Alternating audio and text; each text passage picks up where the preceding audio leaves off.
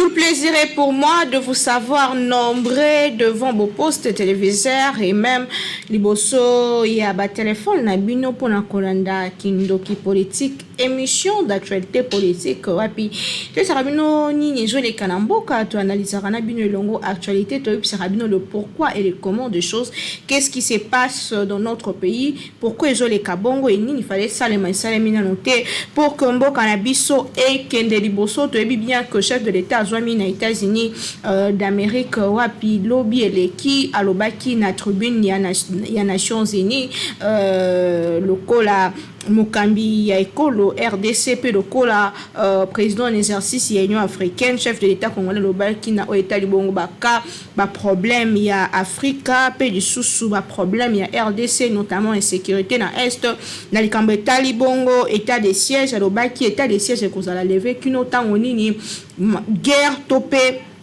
conflit aussi la kuna na niveau ya est ya République démocratique du Congo to bien que lobby eleki bayi pro majorité parlementaire notamment ba de Union sacrée quelques groupements batambola qui pour na soutenir ba institution kasi na kotambola na bango moi ba incident et salemaki parce que ba komaki na siège la ya la muka Joami bongo na ngambo pembeni ya palais du peuple en ville à Kinshasa babukaki et saraki pasi makasi na émission alelo toza bongo na monsieur Ben Kayembe na elongo tokosola mwa mingi na oetali bongo ba question d'actualité politique ya mokona lelo nini ezosalema na mboka et lolenge kani azomone na makambo ndenge ezali kokende etant que élite pe moko bapandisango ya mboka na biso tokosola naye elongo garder ne zappez pas en tout cas toujours koba na émission kindoki politique ya mokolo na lelo koyoka sango libanda te yoka sango bisika ezali koruta na source parce que to peut sabino toujours ba information bien traité lokola musa na biso ezali ko senga to collecter to traiter et puis to ya ko pe sabino ba sango o ezali bongo ya malamu po eza bongo droit na bino mwana mboka Ben Kayembe waza biso na plateau mbote na yo. Bote Maman Naomi, merci une fois de plus pour l'invitation. Oeza devoir Nabiso Yagopanza Sango, nous sommes disponibles à chaque fois. Merci encore pour l'invitation. Et c'est en Kozana, on a plateau Nabiso Mukona Lelo, chef de l'État, lokola Mukambia, et président en exercice Union africaine, pe Mukambia, RDC, Alobaki, na tribune ya Nations Unies. Comment est-ce que yo oyambaki vraiment discours nae o apesaki mokolo ya lobby discours et espoir, discours ya changement, le lenge kani yo analysaki yango. Voilà, ezali pour nangai, ezali discours moko ya bosangisi discours moko ya kimia discours ozo promettre ezola kamambo ebele ezana la perspective moko ya bien déjà s'il faudrait quand même énumérer quelques lignes lorsque le chef de l'État déjà répond du haut de la tribune de ses pairs Koloba était élection que ça la bel et bien en 2023 moi je pense que ce sont des signaux forts un message très fort que le chef de l'État envoie déjà. C'est déjà ça un message très fort. Quand le chef de l'État répond aussi sur des questions comme l'état de siège, il confirme que l'état de siège prendra fin que lorsque Makambo est salé que battu état de siège et qu'aussi là l'état de siège que soit qui. Je pense que c'était un discours rassembleur et puis il n'a pas que parler de la RDC. Après avoir parlé de la RDC, il s'est revêtu de sa casquette, il y a président de l'Union africaine pour plaider la cause notamment de certains pays comme la Zambie qui a un embargo international, la Italie commerce, le chef de l'État a plaidé pour que dans la zone libre d'échange au bazo sala, YPA quoi couper sa moi part d'ailleurs contribution pour l'avancement de la zone libre d'échange. Il a quand même plaidé, il a aussi plaidé pour que RDC Baba qui c'est la quota la participation dans le Conseil de sécurité des Nations Unies. Où ils ont avancé significatif, ils ont guerre au combat il y a Afrique Mobimba au chef de l'État qui n'a pas pécané. Je pense que c'est pour moi c'était un bon discours, tout était positif hormis les gens c'est pas tout le monde, on ne peut pas faire l'unanimité. Il y aura certainement les gens qui vont interpréter la manière moi je trouve que c'était quand même un bon discours. Que était le siège aussi kino makambo esala qui va placer état de siège et aussi la paix là qui que état de siège et aussi la kati mukolo guerre ya est aussi là donc to continuer na ko proroger jusqu'à ce que makambo est comme normal. L'espoir est permis lorsqu'on vit l'espoir est permis qui dit que la paix est difficile, la paix ne sera jamais rétablie dans la partie de l'Est. C'est toujours possible, on peut rétablir la paix aussi longtemps aussi que nous n'entrons pas en conflit avec la Constitution. On peut prolonger, c'est illimité les prolongations, on peut prolonger autant de fois, aussi longtemps aussi la Constitution ne l'interdit pas. On peut toujours continuer avec le système. Mais moi, je suis sûr et certain qu'on verra, parce que nous sommes en train d'observer, nous voyons les avancées, et peut-être plus tard, on verra, après une année, 2 ans, si ça ne marche pas. Je pense que les élites sont mieux placés pour faire les enquêtes sur place et voir si il faudrait continuer à prolonger l'état des sièges, ou sinon il faudrait carrément arrêter. Mais moi, je pense que c'est quand même un espoir. Le chef de l'État est porteur d'espoir. Vous savez, quand on gère les gens, on ne devait pas être celui qui se met à propager les intentions négatives. Le chef de l'État est là, c'est pour dégager les énergies, les pensées positives, pour que nous, la population, nous puissions bien accompagner la vision du chef de l'État. Le chef de l'État ne pouvait pas quand même dire que l'état des sièges ne va pas marcher, le que ça ne va pas marcher. Non, non. Ça veut dire qu'il doit donner les pensées positives. C'est pourquoi le chef de l'État l'a si bien dit. Tout ça, toujours na discours du chef de l'État et à l'objet du Cambodge, investisseurs depuis Banda Kotambola de part et d'autre, apparemment, démarche n'a vraiment comporté fruit moko ya palpable pour la population congolaise. Qu'est-ce qui se passe? Bon, pour la question des investisseurs, vous savez, nous avons eu même des autorités haut placées de ces pays, soi-disant opposants qu'ils sont. Ils sont allés même plus loin pour dire qu'ils vont bloquer les investisseurs pour qu'ils n'arrivent pas.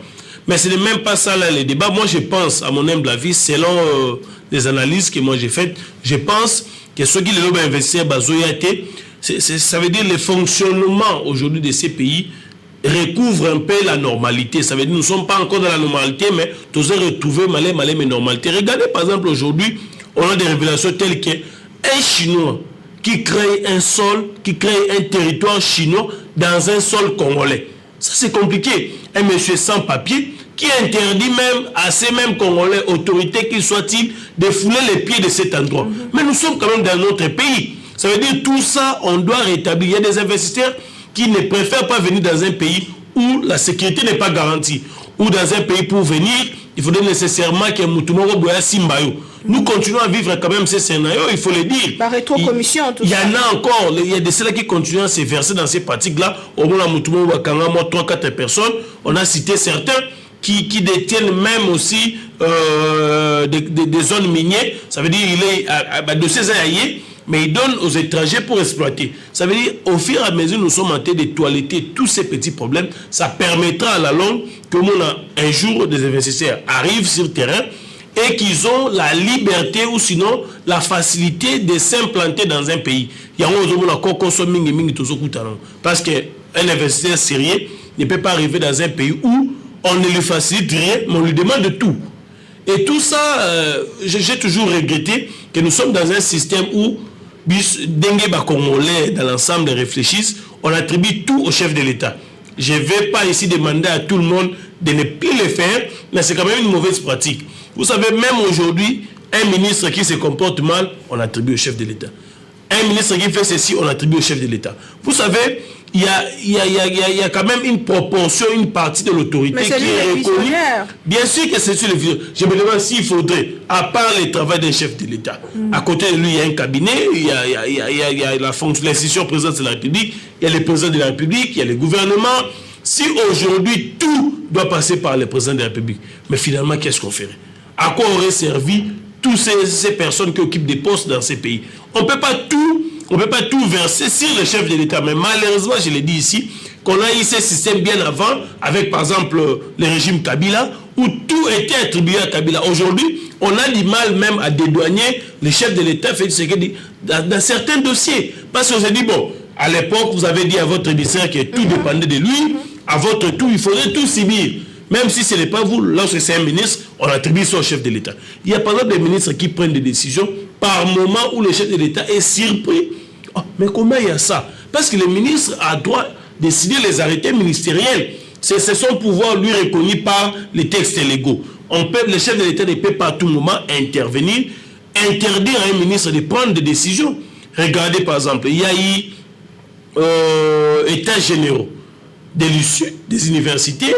Les penseurs se sont mis autour d'une table, ils ont réfléchi et ils ont dégagé des conclusions et les ministres l'ont accouché sous forme d'un arrêté. Aujourd'hui, ça s'applique. Il y a les tons qui s'élèvent partout pour réclamer. On va attribuer ça à qui? Au chef de l'État. Mais voyez-vous, si il faudrait à chaque fois revenir vers le chef de l'État, regardez toute cette lenteur.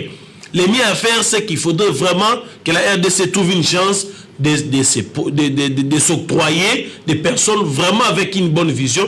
Les gens avec des bonnes visions, il y en a, on ne va pas dire tout le monde au gouvernement ne font que les choses de la même façon, mais il y a quand même des gens qui réfléchissent pour l'intérêt de la population et qui amènent des choses dans le sens où la population doit se retrouver. Moi, je pense, si les investisseurs n'arrivent pas, il y a un problème d'encadrement. C'est ce qui continue encore à faire douter certains investisseurs. Mais sinon, la tournée du chef de l'État est quand même productive. Il y a des gens qui sont prêts à venir, mais certainement, il y a encore des couacs qui dérangent un tout petit peu. Nous devons continuer à espérer, donc. Bon, l'espoir est permis, je ne vais pas interdire aux Congolais de réfléchir, de rêver. Espérons, quant à moi, je pense que les Congolais doivent encore espérer. Et à mon humble avis, 3 ans, c'est peu pour dire que tout est catastrophique. 3 ans, c'est peu. À côté de ce que l'on veut voir de la RDC, 3 ans, c'est quand même peu pour juger un chef de l'État. La Mouka était... La Mouka, le duo Martin Fayulu et Adolphe Muzito ont organisé une marche le 15, la marche qui a été étouffée par la police. Et aujourd'hui, la Mouka projette une nouvelle marche. Pensez-vous que leurs revendications sont fondées? Voilà. Cette question, ça prend des proportions un peu scandaleuses par moment. La démocratie ne doit pas être mal appliquée entre les deux camps. Lorsqu'on parle de la démocratie, on parle des régimes d'information, vous voyez, par moment, il y a des gens qui donnent des explications dans les textes et tout ça. Moi, j'aimerais être vraiment hors tout ça. J'aimerais être dans la logique des réflexions. Vous dites, nous ne sommes pas dans un régime d'autorisation, nous sommes dans un régime d'information. Ça veut dire on informe à l'autorité qu'on organise. Mais moi, je me pose la question. Pourquoi on informe l'autorité au préalable? Si nous sommes dans un régime d'information, on pouvait aussi arriver à...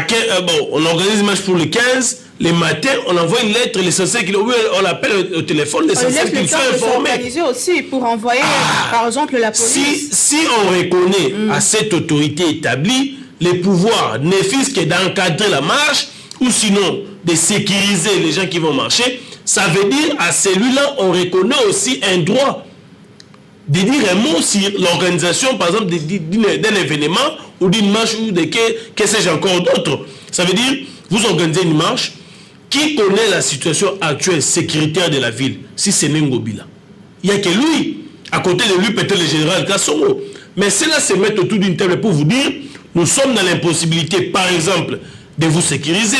Il y a la rentrée parlementaire. On évite que la ville soit dans des tensions. Tous ces paramètres, ils ont évoqué beaucoup de paramètres. Je n'aimerais pas évoquer ici Covid, parce que moi, je doute beaucoup de ça. Mais ils ont quand même évoqué un certain nombre de préalables. Ils vous ont dit, nous ne refusons pas, vous nous avez informés, mais nous sommes dans l'impossibilité d'encadrer, accepter une remise de 2 jours. À mon humble avis, je ne sais pas, je ne suis pas trop dans la politique, mais nous réfléchissons normalement. Je ne vois pas une marche qu'on a organisée le 15. S'il faut passer les 16 pour le faire le 17, je ne vois pas qu'est-ce qui ne va pas marcher. Je ne vois pas qu'est-ce qui ne va pas marcher. Aussi l'organisation, la mobilisation, par exemple. Je ne crois pas. Je ne crois pas. Si, par exemple, vous avez appelé les gens pour le 15, peut-être ça va donner encore plus de possibilités de continuer à faire la mobilisation, d'avoir plus de militants sur les rues. Mais moi, je me dis, pourquoi on doit nécessairement forcer la main? D'autres diront, nous avons suivi certains dire, non, quand ils étaient à l'opposition, à chaque fois qu'ils demandaient, l'autorité refusait et ils organisaient les marches. Donc nous aussi, nous allons faire de même. Mais je me pose des questions. Qui est cet opposant-là qui viendra un jour pour démontrer à la face de la population que lui, c'est un respectueux des textes. Quel est celui-là? Tout le monde cherche à tout prix qu'il soit peut-être attaqué, brutalisé, pour crier au secours. Tout le monde veut se victimiser pour se faire un nom, pour se faire une place de choix dans la population.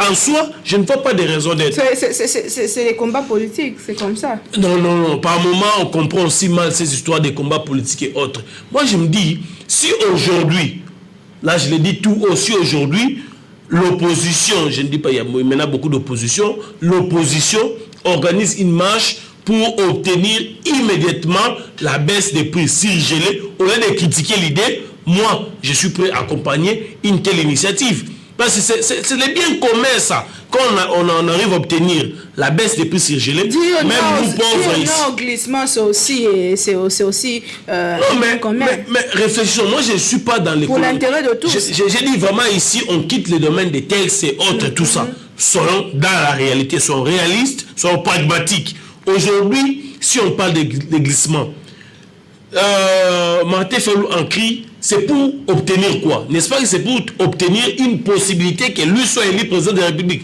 N'est-ce pas ça? C'est ça la finalité, parce que si aujourd'hui nous sommes dans la rue, nous revendiquons par exemple l'anti-glissement, s'il faut le dire, permettez-moi les termes, l'anti-glissement. C'est pour qui? Qui va postuler? C'est bien Martin Fayulu, il doit être élu. Si aujourd'hui nous sortons pour que non, il ne faudrait pas mettre Denis Kadima, il faudrait mettre même Martin Fayulu à son tour, voudrait bien que le candidat qui va gérer la CENI soit une personne que lui estime, donc la personne à qui lui fait confiance. Vous voyez là où ça nous amène, mais maintenant c'est pour qui? Le bénéfice c'est pour qui? C'est pour Martin Fayulu. Et puis qu'est-ce qui nous garantit que si aujourd'hui Martin Fayulu est président, on ne verra pas ce que nous voyons avec Félix, on ne verra pas ce que nous voyons avec... on l'a vu avec Joseph Kabila. Rien n'est garanti. On a espéré voir les lignes de miel en ayant un opposant au pouvoir, mais aujourd'hui il y a quand même certains domaines où les gens estiment qu'on a plus de mal que lorsqu'on avait Joseph Kabila. Il en sera de même pour ceux qui viendront après. Ça veut dire tous ces marches, s'il faut les voir dans ce sens-là, c'est pour l'intérêt. Il faudrait revendiquer, mais moi j'estime qu'il faudrait revendiquer dans le sens d'encourager aussi de faire encadrer l'action du gouvernement. Aujourd'hui, est-ce que la MOUCA n'est pas pour que les Congolais bénéficient des produits, de la baisse des produits surgelés? Est-ce qu'il n'est pas d'accord avec ça? Pourquoi alors dire non, c'est une taux, je ne sais pas, fixation, ils n'ont pas consulté? Pourquoi la MOUCA ne peut pas venir, au lieu de proposer seulement à l'électoral, pourquoi ne pas proposer au gouvernement une méthode pour aboutir à la baisse des prix surgelés? Ça aussi c'est l'opposition. C'est le travail de l'opposition. Ça veut dire, même si vous n'êtes pas aux affaires... Ils ont proposé un calendrier pour les élections. C'est toujours l'élection, on n'est pas que d'élection. Mais est-ce que l'élection, c'est le social de la population? Est-ce que l'opposition n'a pour but qui est de parler politique ou sinon d'obtenir les gains politiques? On peut aussi militer pour les sociétés de la population en étant opposant. On n'est pas forcément obligé d'obtenir un gain dans le cadre de l'aspect politique. On peut aussi militer pour obtenir un gain pour l'intérêt de la population. L'opposition n'a pas qu'un objectif à obtenir le pouvoir. On peut être opposant, mais on milite aussi pour l'intérêt de la population. D'où l'intérêt d'organiser des marches pour l'intérêt commun. Oui, c'est ça qui est important. Tout ce qui est comme marche, là, revient pour l'intérêt de politique. Mais je vous l'ai fait voir noir sur blanc, madame.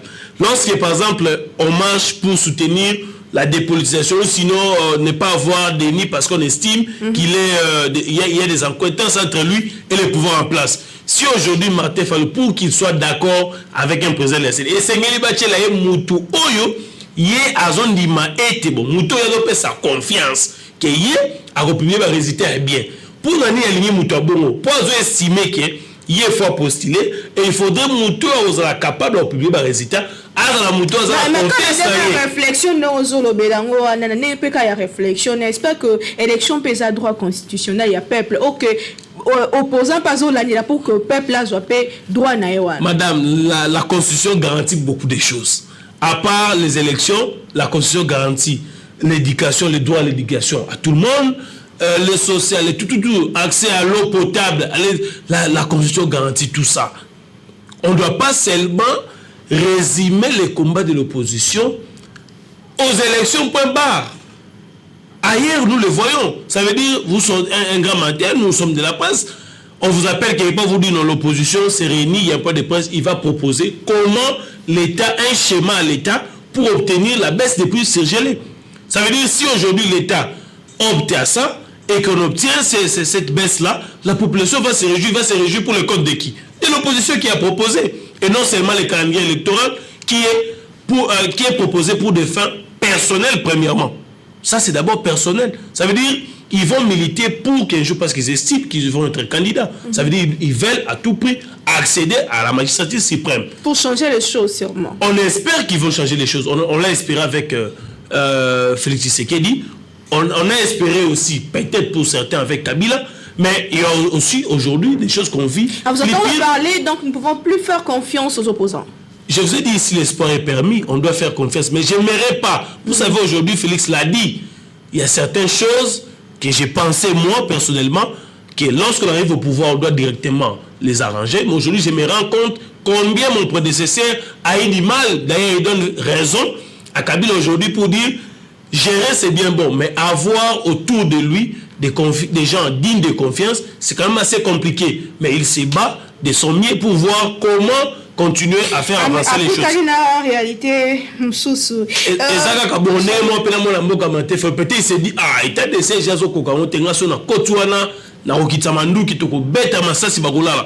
arrivé là-bas, lorsque vous allez voir certaines réalités, vous allez aussi nous dire la même chose. Non, non, vous voyez, il faut avoir la patience. Parce qu'aujourd'hui, on ne veut pas avoir la patience. Mais si aujourd'hui l'arrivée, que la Mouka est au pouvoir, qu'est-ce qu'ils vont nous demander? Avoir la patience? Ou sinon la Mouka fera des semaines, on a la baisse des prix surgelés, on a les transports en commun, on a 10 avions, est-ce qu'il va les faire dans 2 ou 3 semaines? Certainement, on va aussi nous demander d'avoir la patience. Et c'est pourquoi moi j'estime qu'en 3 ans, c'est quand même trop demandé pour obtenir un miracle. Tout changer chapitre dans l'émission politique, il y a l'autre, vous savez qu'il y a quelques dossiers à traiter, mais apparemment, un réseau qui n'est pas le problème, il y a des élections toujours, parce qu'il y a apparemment une colo, il y a parti politique, il y a ce télémière, tu vois, effectivement. Il y a vraiment un mouvement. Moko, il y a Bakambi, il y a Lingomba PPRD, Ferdinand Kambere, à lobby que candidature, il y a Joseph Kabila en 2023, Tokoki, envisageable, il peut aussi revenir aux affaires. Rien ne lui interdit de revenir aux affaires. Votre réaction? C'est tout à fait normal. Vous savez, je suis toujours quelqu'un de très équilibré. Lorsque rien n'est interdit, donc tout ce qui n'est pas interdit est permis. Joseph Kabila a épiré ses 2 mandats. Quoi qu'il y ait des additions, c'est comme un match de football, il y a eu des minutes additionnelles, il en a bénéficié. Aujourd'hui, c'est devenu un citoyen simple, un sénateur à vie, tout ça et autres. Il a le droit de se représenter. Mais quant à moi, je ne trouve pas de raison, personnellement, s'il faut dire un mot, je ne trouve pas de raison pour lesquelles les sénateurs à vie voudraient nécessairement... Il a tout donné selon vous? Moi, je pense qu'il a qu'est-ce qu'il aura encore oublié à faire? Moi, je pense les mieux à faire aujourd'hui... Le 6e et le 7e chantier, c'est moi, je pense que pour moi, aujourd'hui, ce serait un monsieur qui pouvait peut-être encadrer les élites pour enfin créer un grand courant politique. Avec ces 18 ans au pouvoir, Kabila peut être un symbole de l'unité, Kabila peut être une référence, il peut créer un grand mouvement aujourd'hui qui pourrait avoir des élites pour diriger les pays. Ça veut dire, c'est comme par exemple, nous avons l'Afrique du Sud, depuis il y a un camp politique qui a récupéré les pouvoirs, jusqu'à aujourd'hui, ils ne cèdent jamais. Ils ont conservé ces pouvoirs ça fait de longues années. Ça veut dire, à chaque fois, on a créé un grand courant des élites.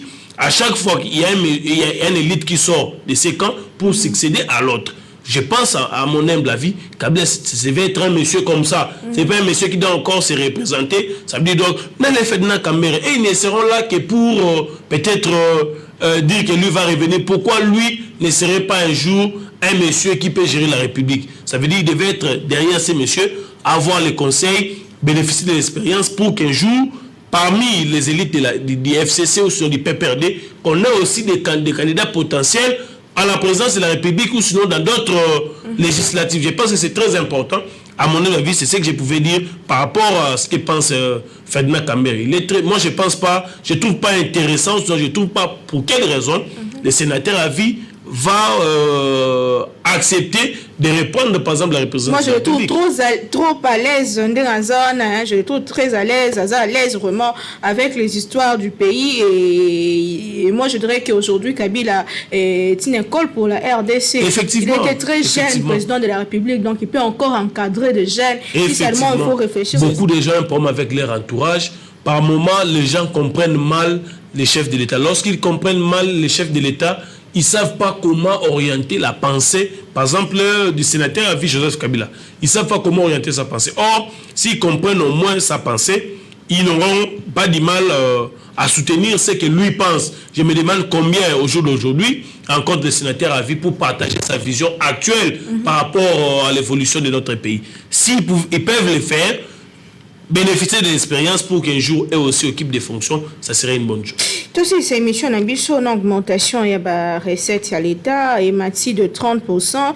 La Banque centrale, ils n'ont jamais vu. Beaucoup d'ambition, ils ont de plus en plus, car si la population ils ont mis tout, pourquoi ils ont une répercussion. Concrètement, la vie sociale, qu'est-ce qui se passe? Corrélation, ils étaient entre les deux concepts. Qu'est-ce qui se passe au fait? Bon, voilà. Sur cette question, il y a un problème. L'autre fois, je l'ai dit même sur ce plateau ici. Par moment, il y a des part et d'autres de souffrances en termes de communication. Quand on parle de réserves d'échange, rien à voir entre les réserves d'échange et la baisse des prix et autres, tout ça, les sociales, rien à voir. Il y a vraiment une grande distance entre les deux. Mais c'est seulement la façon dont on a placé, comme on aime bien le dire, les robots de communication pour parler des réserves, de l'augmentation des réserves d'échange. Ça poussait la population à croire que les réserves d'échange avaient un impact dans la vie sociale ou peut-être dans qu'est-ce que j'ai encore d'autres. Ça donnait envie d'espérer. Parce que, vous savez, les Congolais sont comment? Lorsque nani réserve d'échange est mati, nan le salamate, de père de ces bandas, Congolais peuvent s'asseoir, ah, réserve d'échange est mati, c'est que, ça veut dire ça pousse les gens comme ça. Les gens ne comprennent même pas. Aujourd'hui, les gens commencent à chercher à savoir, réserve d'échange, moi j'en ai reçu beaucoup de questions. Papa, réserve d'échange des anonymes. Mais quand vous expliquez à la personne, il dit, oh, mais pour le ce sont des phénomènes normaux. Les réserves d'échange ne vont pas venir influencer aujourd'hui, par exemple, la baisse des prix ou qu'est-ce que j'ai encore d'autres. C'est purement, s'il faudrait le dire dans des termes très simples pour que on puisse comprendre, réserve d'échange, la caisse d'épargne moko ya banque centrale. Okay. Ça veut dire mon wana et souverain mingi moka pour investissement et souverain mboka so mboka za déficit récemment vous avez entendu les FCC avaient laissé selon ce qu'ils disent 1,5 million lorsque Camara est arrivé il a déployé les réserves d'échange pour utiliser ça veut dire ils ont investi. On utilise ça pour ça. Ça veut dire que l'État peut être en déficit de paiement. Mais rien à voir. On ne peut pas prendre cet argent. Normalement, ce n'est pas décidé pour les salaires et autres. Mais comme la RDC est déficitaire, généralement, il touche aux réserves d'échange. Suivant certaines explications, et même le gouverneur actuel de la Banque centrale, qui explique que c'est un financement venant de l'FMI, tout ça et autres. Moi, j'estime, comme je l'avais dit l'autre fois, la fois passée, on parlait de 1,5 million. Je disais, peu qu'il soit, l'essentiel qui calme quelque chose, c'est comme je dis, qui a faim, ne regarde pas ce qu'on lui donne. Lorsque vous avez fait 3 jours sans manger, on vous donne un petit pain. Vous vous contentez d'abord de manger, vous regarderez la quantité après. L'essentiel, c'est de prendre quelque chose. C'est le cas de la RDC. Vous dites à la RDC de ne pas accepter cet argent. Mais comment vivrait la RDC? La RDC est en crise, ça veut dire le régime financier ne cesse d'essayer d'augmenter un peu les recettes, mais c'est quand même compliqué. Attendons voir, avec les budgets assignés cette fois-ci, si on saura, les fiscs, atteindre la moitié. 10 milliards, n'est-ce pas là hypothétique de dire que non, nous allons arriver jusqu'à un certain niveau. À un moment donné, on se donne des prix, on se donne des montants, mais on ne l'atteint jamais. C'est compliqué. Moi je pense c'est fait vraiment à la manière congolaise. Ça veut dire on fixe les Congolais lorsqu'il a besoin de $20, il met la barre très haut, il cherche $100, il sait que quand je n'aurai pas $100, je peux me limiter à 50 ou à $40.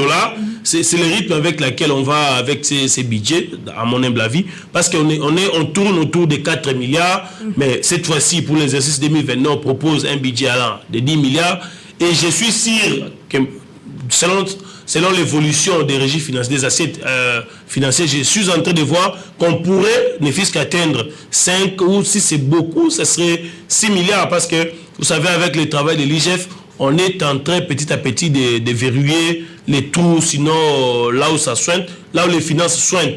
J'espère qu'on ne va pas atteindre 10 milliards, mais je suis sûr et certain, avec la détermination de ce gouvernement des Warriors, peut-être on va atteindre 6 ou 5 milliards. Espérons. Chutons avec ces problématiques, la question du consensus entre les confessions religieuses. Aujourd'hui, les gens se demandent pourquoi le chef de l'État n'intervient pas. Apparemment, il y a blocage. Effectivement, cette question plus de 3 mois a bloqué l'actualité. Ça fait des mois. On ne cesse d'en parler dans tous nos plateaux et tout ça. L'autre fois, nous avons dit sur ces plateaux ici qu'il y a toujours un problème de qui fait confiance à qui dans ces pays. Aujourd'hui, les confessions religieuses, jusqu'au jour d'aujourd'hui, il n'y a jamais eu de consensus. Maintenant, là, vous savez, nous avons peut-être aussi ces problèmes toujours de compréhension. Nous avons des lois pour la CENI. Nous avons la loi électorale, nous avons la loi organique portant fonctionnement de la CENI. La première loi a été votée, il y a une deuxième loi qui va arriver. Certains disent il y a possibilité, parce qu'aujourd'hui, les confessions religieuses ne cessent de crier, mais ce sont des choses que peut-être eux-mêmes ont préféré. Parce que vous allez vous en souvenir, ceux qui suivent l'actualité vont s'en souvenir, on avait posé la question aux confessions religieuses. Entre la révision avant et d'abord on cherchait les animateurs, qu'est-ce que vous choisissez? Les confessions religieuses ont dit, il n'y a pas un problème, on peut choisir les animateurs et faire les réformes après. C'est dans ce schéma-là que nous sommes en train d'aller. Personne n'avait influencé quand les confessions religieuses ont accepté premièrement de chercher les animateurs et faire les réformes après. Il n'y avait pas quelqu'un qui les avait forcé la main. C'est pourquoi l'Assemblée nationale est en train d'appeler les confessions religieuses autour d'une table pour qu'ils aillent selon ce qu'ils avaient choisi avant. Ça veut dire que nous avons les animateurs, on entérine les PV et puis nous revenons pour faire des réformes. Parce que même la CENCO estime qu'il a des propositions à faire par rapport à la loi électorale. Mais il y a la CENCO et l'ECC qui sont toujours en train de demander à voir le président. Effectivement, j'ai appris aussi même que l'islam s'ajoute aux côtés de l'ECC et de la CENCO. Mais pourquoi la CENCO, l'ECC veut à tout prix qu'ils aient la présidence? Tout ça, ça va tourner autour de qui a confiance à qui et c'est pour quel intérêt? Pour la CENCO qui n'est pas partie prenante aux élections, parce que vous savez, ils sont ils ont des vérités à dire qu'au chef de l'État. Mais pourquoi c'est à ces mêmes chefs de l'État qu'on impute l'intention de vouloir un glissement ou sinon l'intention de ne pas organiser les élections?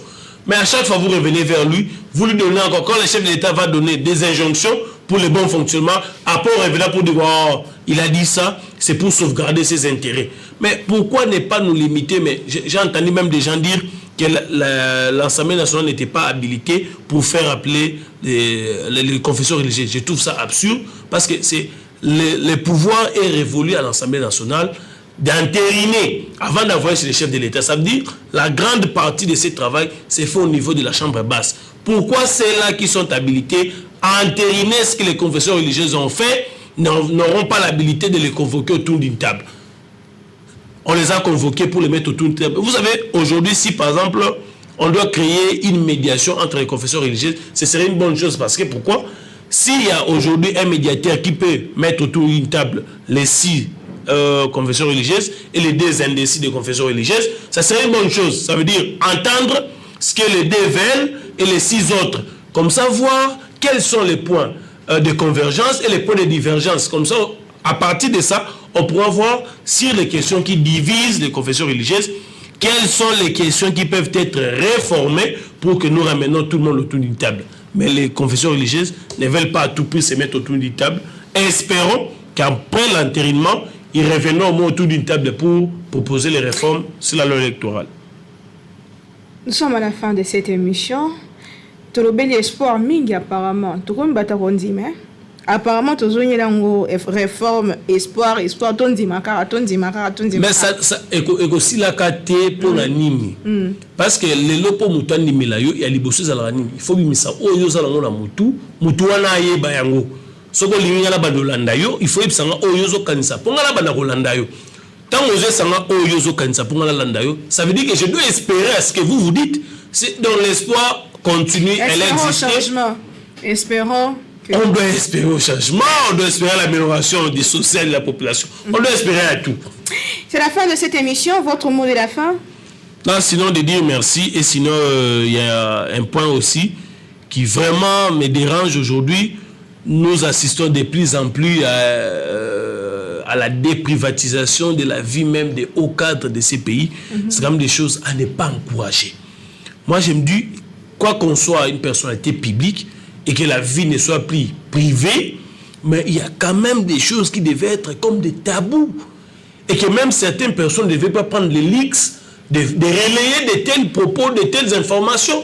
Ce sont des choses comme ça, vous voyez, vous n'avez même pas intérêt à relayer. Mais vous allez voir aujourd'hui, il y a même, vous êtes dans un deuil, les gens prennent les leaks de filmer les deuils, on filme même dans un cercueil. Aujourd'hui même, on publie les photos. Oui, on tire sur tout. D'ailleurs, l'information propre, l'information simple, on ne tire plus d'intérêt dans ça. On préfère prendre ce qui touche les baises et autres, tout ça.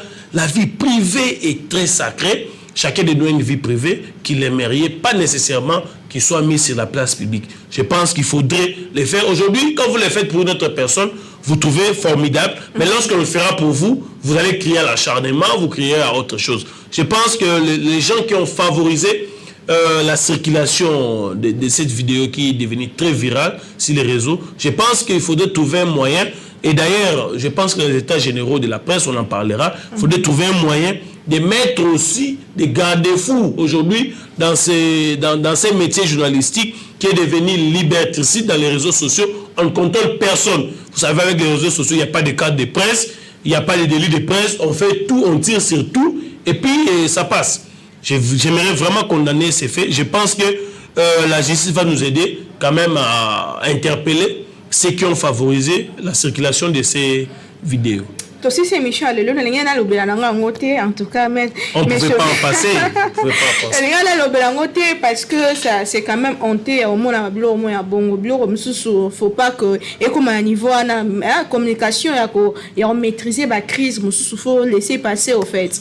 Et même si vous êtes journaliste, même si vous n'êtes pas journaliste, la vie privée d'une personne, en tout cas, il faut rebattre la vie privée à moto et tel kakaye. Même ceux qui ont ma poste une vie privée il y a qu'à gérer c'est pas bien de mettre la place publique vie privée à mon pour me collaborer tu peux vie privée non en public qui sait ce que tu fais en privé en tout cas était habitué son émission qui politique à le site aux mais c'est Ben KMB aux qui n'est vraiment pour analyser l'actualité politique, il y a mon colonel et long à la binoto pesani rendez-vous lobby pour na émission mon sous invité à Sika toujours avec le même plaisir na bisa biso nyonso to longula ignorance kasto lingambo kana biso tika tenzambe a Benissa Mboka République démocratique du Congo. Bye.